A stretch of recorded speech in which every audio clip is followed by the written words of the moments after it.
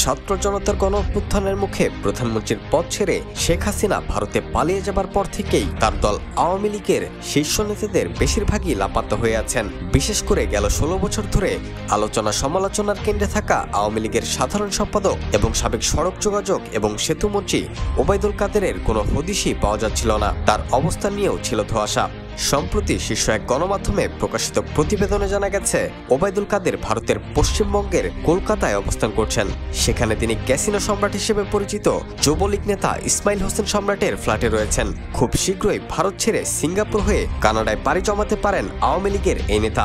গুঞ্জন আছে কানাডার টরন্টোতে তার একটি বিলাসবহুল বাড়ি আছে, আর সম্ভাব্য সেখানেই যেতে পারেন সাবেক এই মন্ত্রী। ছাত্র জনতার অভ্যুত্থানের মুখে শেখ হাসিনা পালালেও পালাতে পারেননি ওবায়দুল কাদের। বিপদকালে নেতাকর্মীদের কাউকেই খুঁজে পাননি আওয়ামী লীগের হেভিওয়েট এই নেতা। দীর্ঘদিন আত্মগোপনে থাকার পর সুযোগ বুঝে কাঁটাতারের নিচ দিয়ে হামাগুড়ি দিয়ে ভারতে পালিয়ে যান ওবায়দুল কাদের।